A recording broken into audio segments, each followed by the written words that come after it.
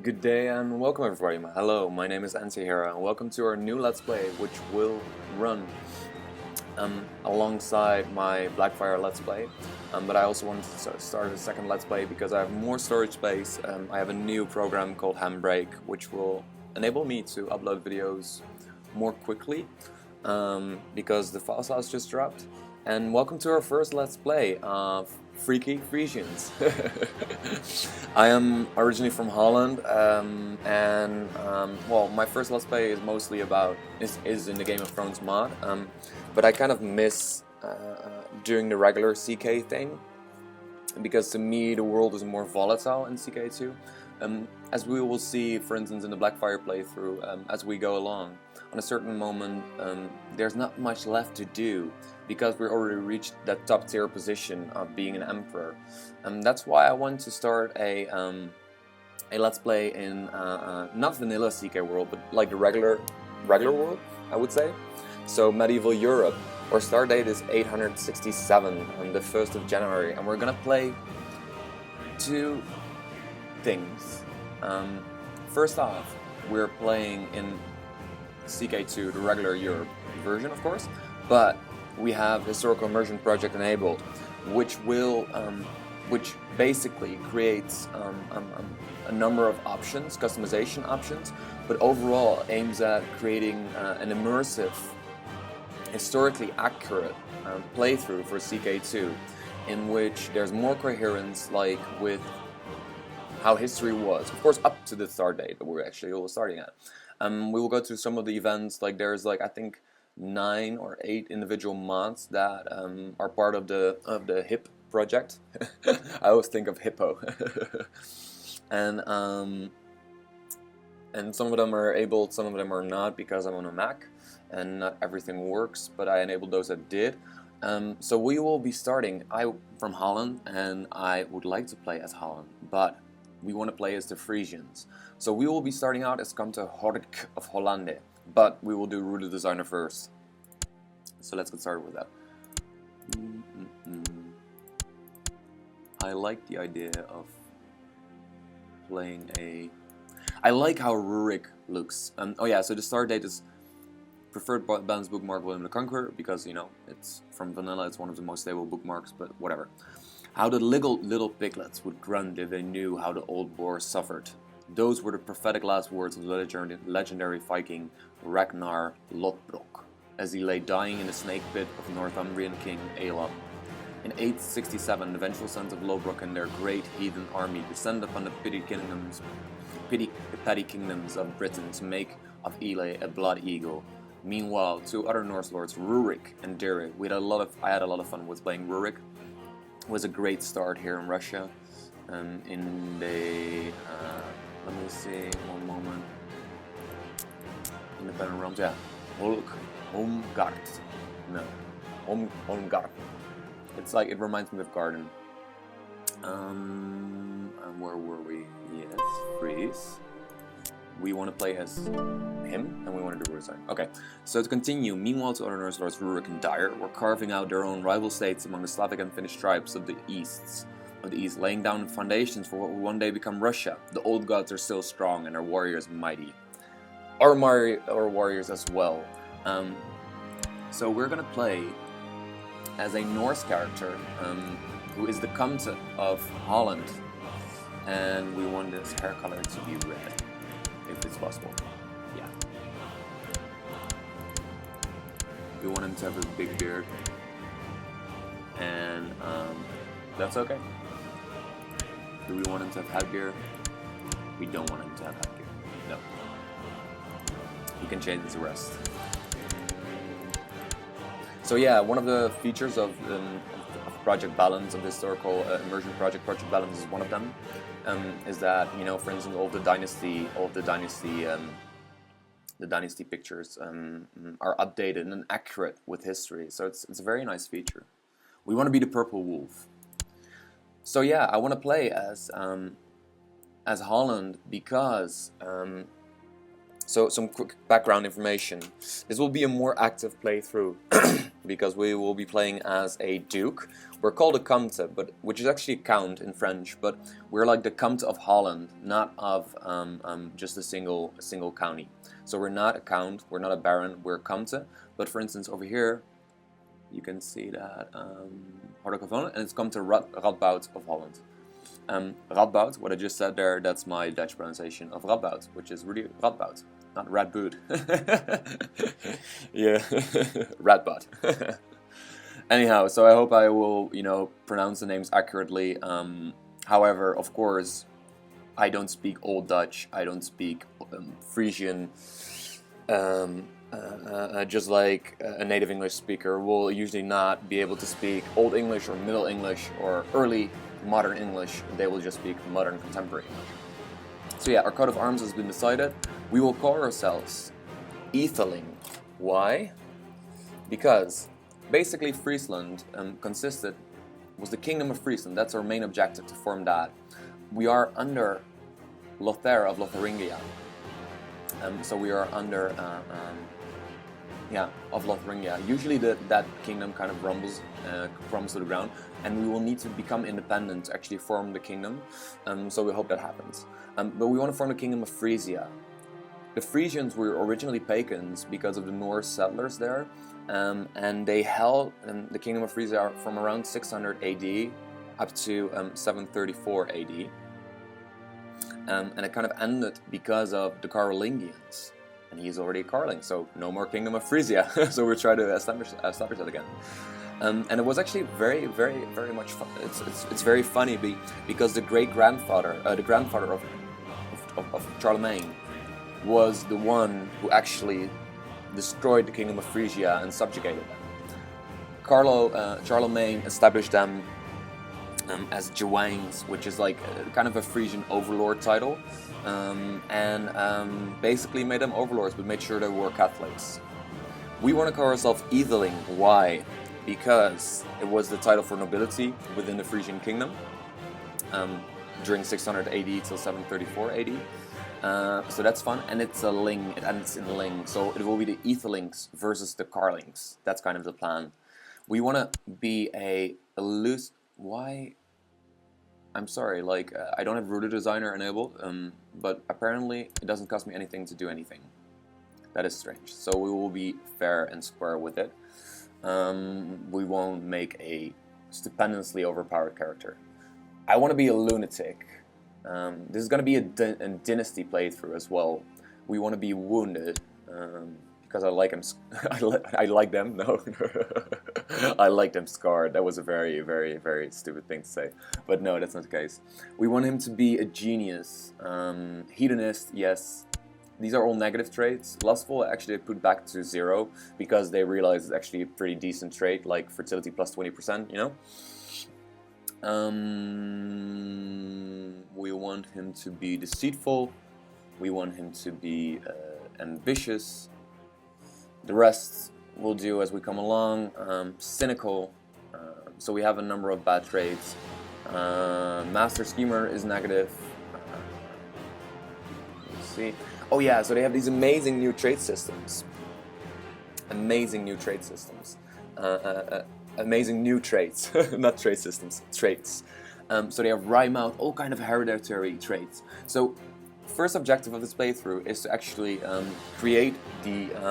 We will also become a novice diplomat because it's nice. It's just nice to have. We don't have any personal fighting skills, but that's cool. Yeah, we are 16. I'll keep it like that. We have a number of negative traits, a number of positive ones. I would say we would be a little bit older. I don't know how much it is. We'll just start at 16.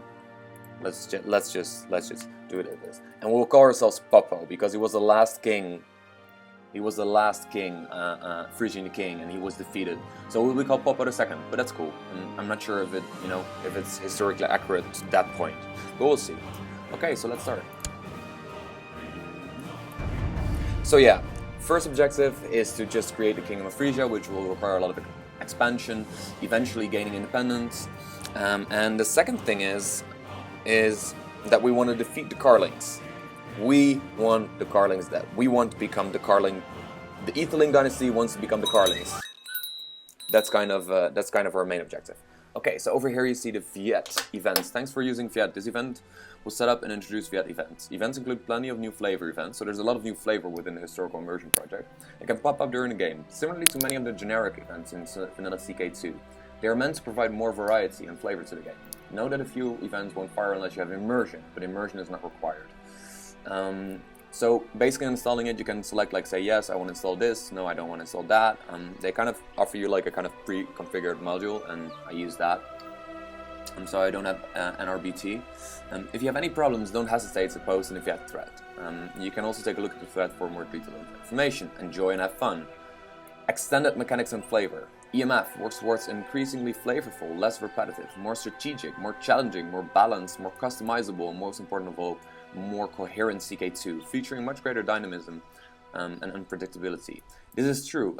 One of the things that we can actually do is, you see this over here, like there's way more cultural buildings, way more religious buildings, and more so, it's really nice because, for instance, I can make castle walls, which will create levy size plus 0.5%, tax income plus 0.20, fort level half a point, technological spread rate 0.5%, military technological spread rate 0.2, but retinue size plus 20.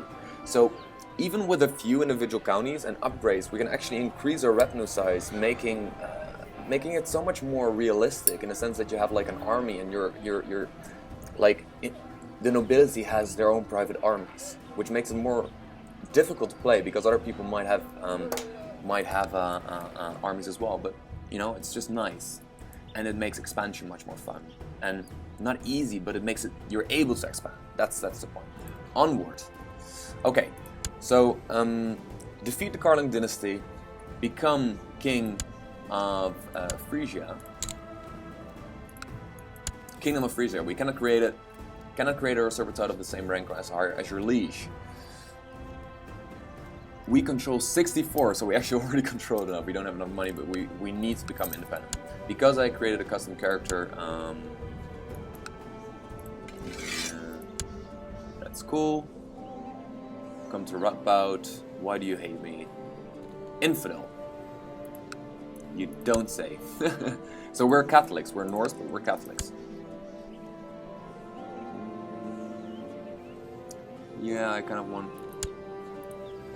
want this guy to become.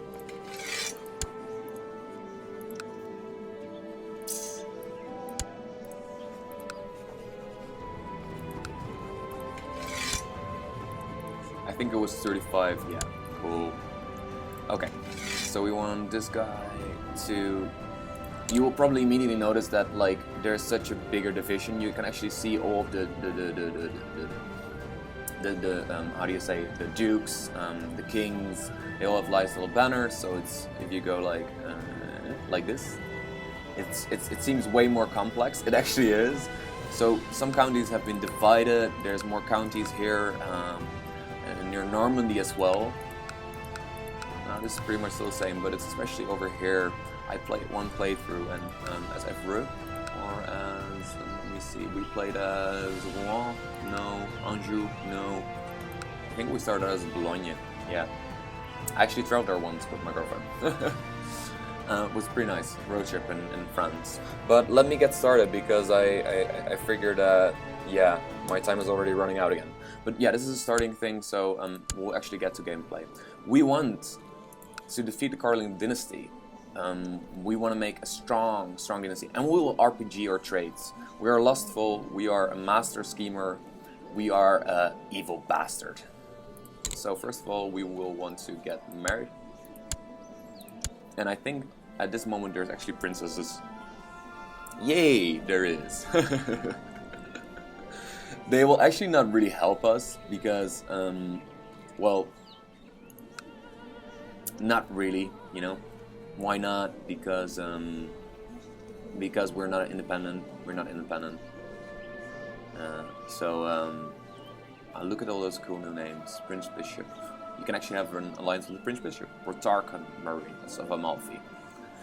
So there's the historical immersion level and the complexity of it is immense. It's just immense. High diplomacy.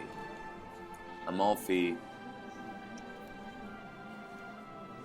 So for instance, this is the Erege of Navarroa. So this little thing over here. We, however, want to kind of marry for trades. She has a good stewardship. We will want to marry the big one, more pushing for the cushion. She has broad childbearing hips, apparently. So we'll take her. More so, we want a huge dynasty. We want to spread out, just like the Karlings did. Like Karling madness, this will be Etheling madness.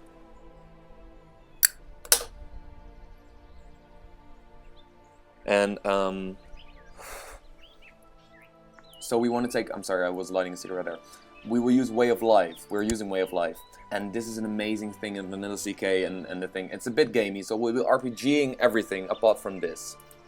Master Seducer, why can we not select? Did we already select that? What? Ah, okay.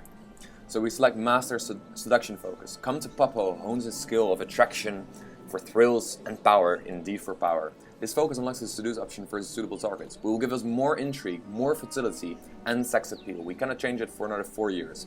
So, we get our spy master and we're like, we're gonna marry this princess, but she's pretty dumb. So this is the only gamey thing I'm gonna do. We want an excellent dynasty. So, we're marrying this princess, but she's a dumb broad because we're a genius, you know, like we need someone to talk to. We need someone of equal intellect. So, this is a great way of building your dynasty. It's pretty gamey, but... So we go to find character, we say genius, we say my religion group because they need to be Christian or some sort of Christian, and we find 2 people. So we have that. Married doesn't really matter.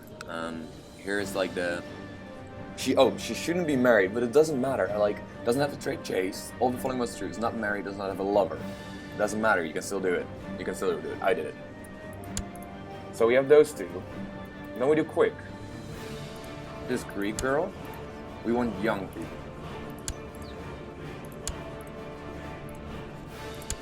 So they're all in our special interest tab. They're all in our special interest tab. And what we're gonna do is just methodologically, or MO, seduce. We're just gonna be seducing everyone on this list. Everyone. Where's my direct vassals? Okay, so this is our territory. We want to go to us. We are over here. We're pretty powerful within the realm. This guy kind of likes us. We can, we can convert to Merchant Republic because of the events. We don't want to do that. My timer is up. So basically, I will be spending, giving out titles. We can bless with luck. It's another thing you can do. You can basically bless someone with luck. Bless a new lucky ruler. They will be more interesting to watch or rival. Lucky rulers enjoy a number of benefits, exhibit more aggressive ambition, and always have access to the same caste's ally as the player within their position. Upon their demise, the luck will automatically pass to their heir, unless it would directly benefit the player. Following blessed with luck. Basically what happens is that they become way more powerful, like plus 20 to all stats. They become more aggressive, and it's more fun to watch. Yeah, it really is. Like, so for instance, a player like Arumba could bless someone and then just, you know, try to make his gameplay more difficult. But he already did that with the difficulty settings. So in the downtime, I will be spending, giving out titles, honorary titles, and we'll start again. I see you in the next video. Yeah, so thank you for watching. My Blackfire playthrough will continue. I just uploaded a new video. If you like, and if you like, please subscribe. Thank you for watching. My name is Antihero, and until the next video. Bye!